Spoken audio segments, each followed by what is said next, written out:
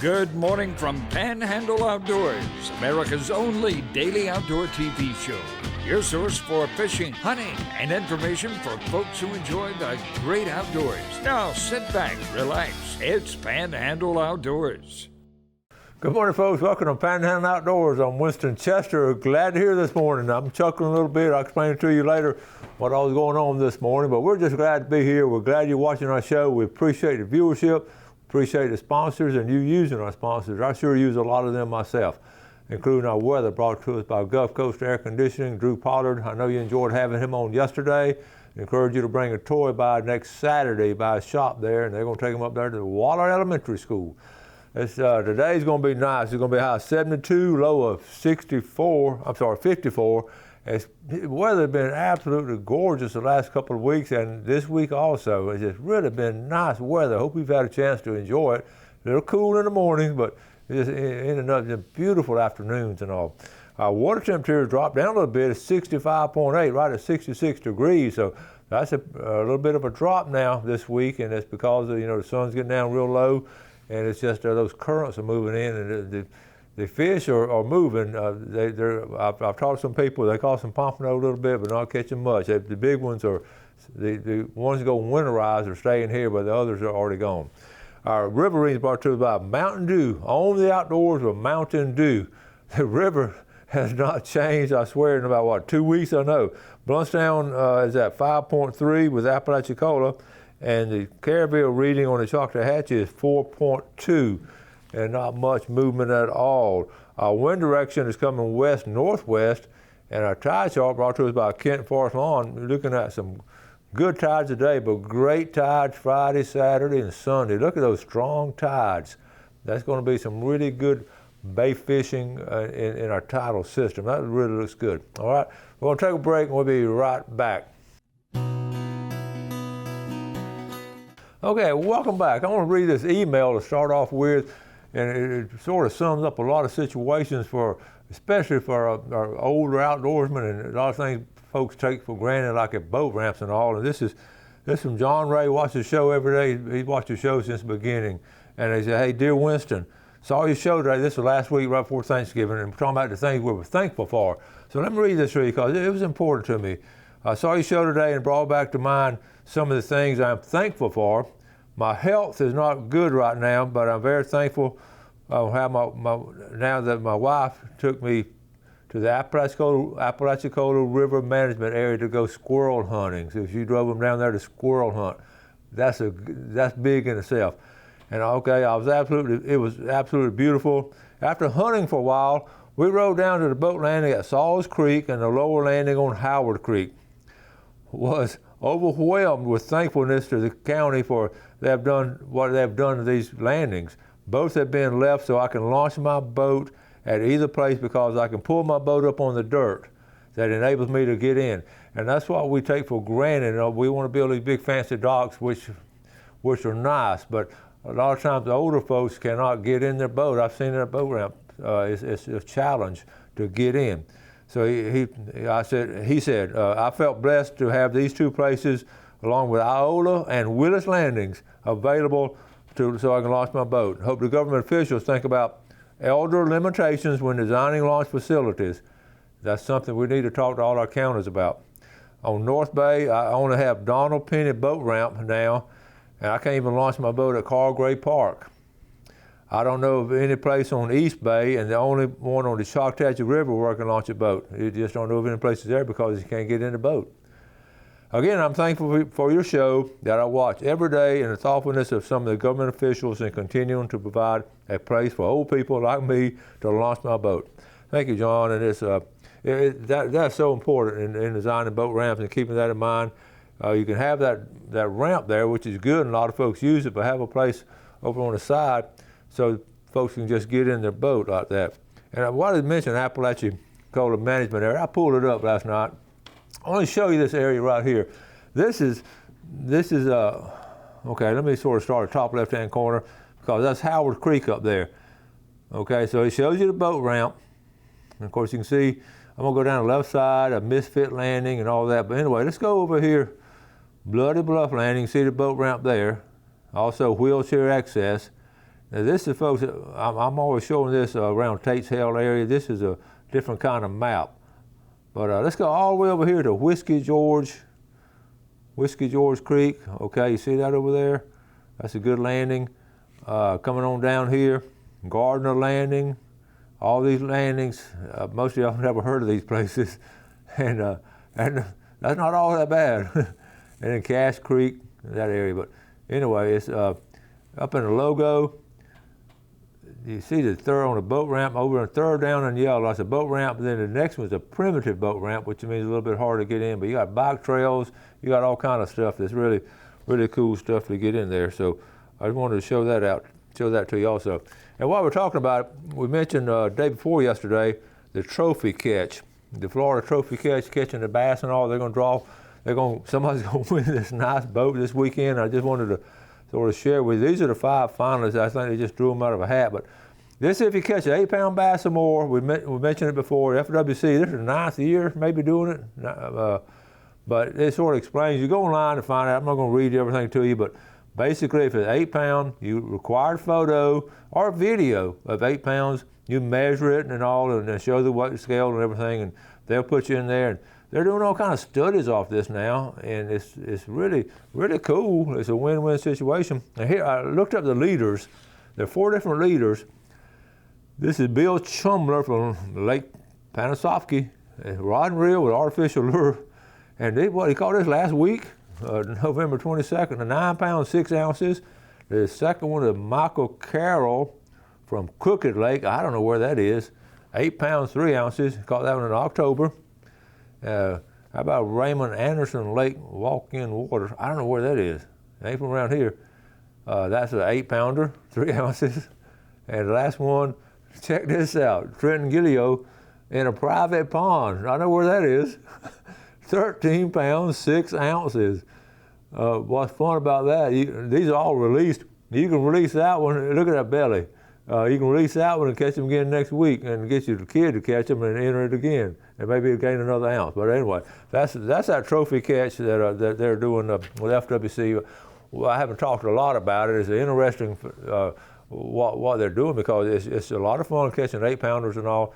I went online last night, and I spent a lot of time last night looking stuff up for this show, and I couldn't get a lot of details about. I was trying to find, of course, the Panhandle and how many 8-pounders we've had entered, and how it takes you this place. You got to fill out this and that. So I'm not sure yet. Well, maybe one of the FWC spokesmen can come on, because it's their program and it's a good program. So and share what's going on with Panhandle with a trophy catch, but. You can win that big boat. I think they said a $60,000 boat they're going to give away Saturday. I want to draw one. All right, let's take a break. We'll be right back.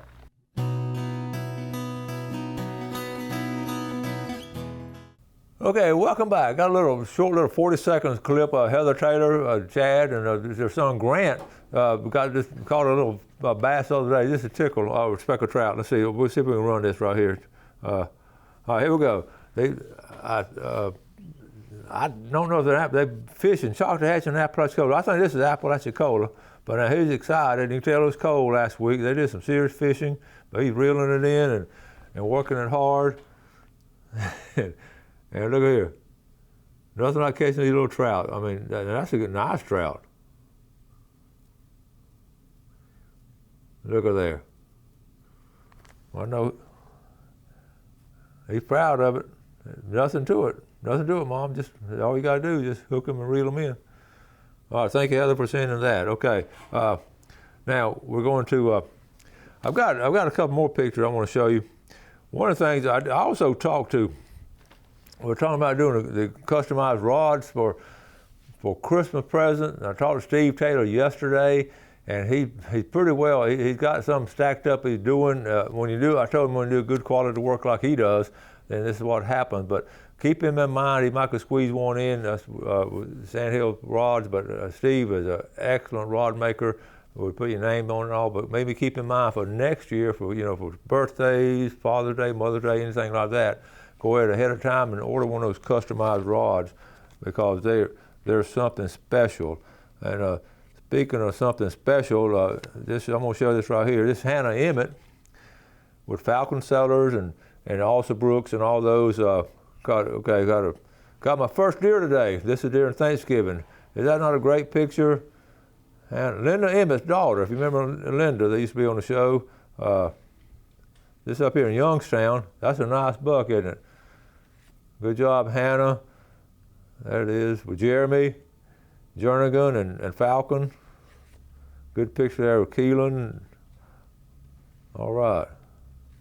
Anyway, good pictures there. I did look up trying to find information. Like I said, I did all kinds of stuff, trying to find information on the St. Vincent hunt, on how many sandbar deer was harvested during that hunt they had the week before last, and I can't find out. So U.S. Fish and Wildlife, you know anybody working there, let us know. I spent a lot of time just trying to find a little bit of information just for the show. And speaking of spending a lot of time, this next little segment is very special to me. And I'm going to lead into it. We're going to take a break and then come back and do this. But I want to, as I lead into it, you know how much we appreciate history on Panhandle Outdoors. And this book right here, I know you remember me talking about the last roll call. Kenneth Tucker, Mr. Kenneth Tucker, was in World War II, born and raised in East Point. And I was able to interview him. You may remember the interview, but his daughter, Wanda Tucker Goodwin, did his memoirs on World War II before he passed away. And they lived right there by the Lynn Haven boat ramp. I went and talked to him many times. He went to church when he could, and saw him on Sunday morning. I have much respect for that man. He was a tail gunner on a B-17. And that in itself, just the war stories was so impressive, and what he did, and so many. He got shot down. The plane got shot down on Christmas Day of 1944, and if you know the situation in World War II at that time, it was tough at that time. So, and the last roll call, that's a group of men right here. That was the crew, and they would always have roll call, and he kept up with each one of his World War II buddies, and they all had passed away, and he would have to do a little roll call for them. And he was the last one left of the roll call of that crew. It's a wonderful book, and in fact, I'm gonna probably read it again over Christmas holidays. But what I'm leading up to, him growing up in East Point. Now, you got to understand, the East Point is a genuine Florida cracker community. It was started out with people that lived off the land and lived off the water, mainly in East Point. I was reading the early part last night, and I want to mention this too. She gave credit to Wendy. Wendy at one time, she helped me in my book, and I always want to, okay. Wendy Woodrick, right here, real quick. I just took one picture. Wendy Woodrick, owner of Priority Publishing, has been instrumental in helping my dad and me with this venture. I just want to give that acknowledgement real quick. Wendy done a little bit of everything. So anyway, his dad, I was reading about his dad, I remember this. He owned, in the 1930s in East Point, he owned Tucker Seafood. He was the first one to get crabs and put them in a container, and a guy from Baltimore happened to be down and gave him some cans, but he talked about his dad using Prince Albert. He said his dad died young in the 60s. He said his dad smoked Prince Albert every day of his life, and he tried to get him to quit. He said, I didn't want my dad to quit necessarily for his health. It wasn't that big, we didn't understand it back then, but I ended up adding up all the money Dad spent in the whole year for Prince Albert cans.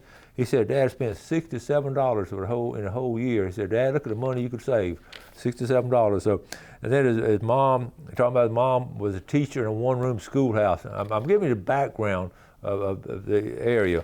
Teacher in one-room schoolhouse. They had a lot of fish and all down at East Point. It was just a neat place.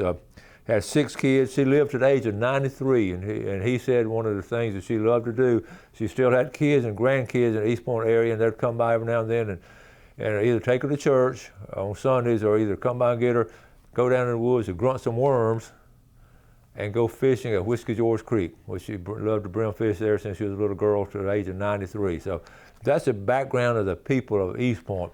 Now, with that being said, we're going to take a break, and Jeff and all our technicians here, Jeff, we're going to try to set up this little song that his nephew helped write this song, and it just gives a typical East Point scene. He just did it in 21, and I got it recently, and I'm just so proud. When I first listened to it, man, I got chills because I could understand this song, where it's coming from, and it gave a reflection of the area, and it's just so well done, and I'm so appreciative of this. So we're going to take a break. We're going to get this set up, and then we'll come right back.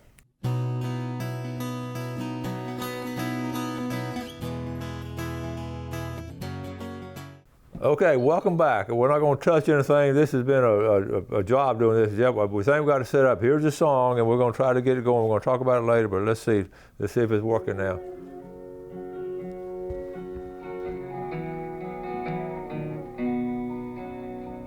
Ripples on the water dance like fire across the land as the morning sun rays red today over this old Florida sand. Thunder in the distance, lightning across the bay. I thank you, Lord, for the time He gave me here today. Seals rustle softly in the cool morning breeze. Blackbirds catching a morning meal in the old scrub oak tree. I stepped up to the water, cast net in my hand, and I thank the Lord once again for this old Florida sand. Through hurricanes and high tides and fire across the land, there's never been a time when I didn't understand. It's in my heart, it's in my soul, it must be in His plan that I belong here in this old Florida sand.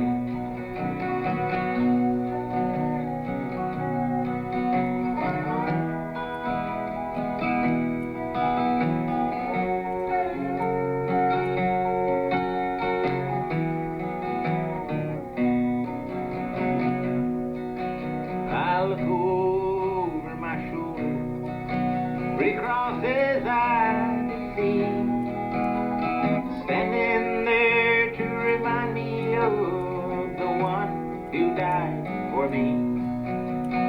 Once again I thank Him for what He did back then, for the time He gave us on this earth and on this old Florida sand. Through hurricanes and high tides and fire across the land, there's never been a time when I didn't understand. It's in my heart, it's in my soul, it must be in His plan that we belong here in this old Florida sand. That we belong here in this old Florida land.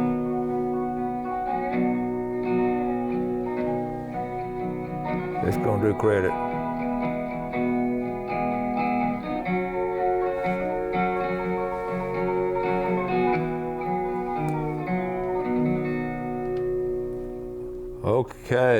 Okay. Was that not something special? Wow, what true talented fellows right there, and it's just really special to me. Like I said, when I first heard it, they sent it to me, and Wanda Tucker Goodwin sent it to me, and these folks watched the show, and you can tell they wrote this from the heart. It just didn't happen. They didn't come down here and just start writing a song. It sort of was in his heart. Get your friends to watch this if they haven't watched the show. If all the shows I've done, this is one of the most important ones because we're able to actually show. I'll be honest with you. It took me last night. It took me a couple of hours to put this show together, and it wasn't because I was slacking or anything. I just wanted to be good. I wanted to try to get this feeling of this song over to you, and also do some other things. But Ken Tucker, I went back and pulled the book out last night and started going through it. I took some of the time going through some of these stories and all, but that's Ken's nephew and the Tucker family, and I'm just so appreciative of someone expressing the feelings about here in the Florida Panhandle. You won't see this much anymore. There are not many people left that can still do this, verbally and musically to do this. So I have a lot of other stuff to talk about. I sort of wanted to end it with that, and I want to thank Jeff for getting all this technology together. We had a situation where we had to do some things and all. But anyway, this book, I think you can go online and get it. I don't know if she has any left. I know it sold out one time, but it's The Last Roll Call by Kenneth Tucker, and coming out of East Point, and he had some wonderful stories in here, some heartbreaking stories. But the tail gunner on that B-17 was the highest rate of fatality in World War II, the tail gunners, because when the Germans came in to shoot the plane, they always try to come into the side and shoot that tail gunner, and because that's one that could really move around and did them damage. So the German pilots, I've read stories on them, they were trained to go in and hit that B-17 tail gunner, and he had bullets all around him. It was just America he lived in. What a memoir, and to make it, from a guy that grew up here in the Florida Panhandle. So these are the kind of things I love to read and love to fish, and talked about the outdoors, what it meant to him and all. And I don't know if you remember some of the interviews I did with him. I spent some good quality time with him, and I'm very thankful that it was a special generation with all those guys and all. So I think about Miguel's dad was a pilot. My dad was in the Battle of the Bulge. Mr. Brudnicki on Iwo Jima. These are all people right around this area that grew up in this area here. Anyway, don't get me started on that. I'll talk 2 more shows on it. Thank y'all for watching Panhandle Outdoors. We're going to do our drawings tomorrow. You have a great day. Enjoy our great outdoors and our heritage we have here. Do something good today for fellow man, and God bless. Thanks for watching America's only daily outdoor TV show, Panhandle Outdoors with Winston Chester, featuring hunting, fishing, and other activities and information to help you enjoy the great outdoors. Join us next time for Panhandle Outdoors.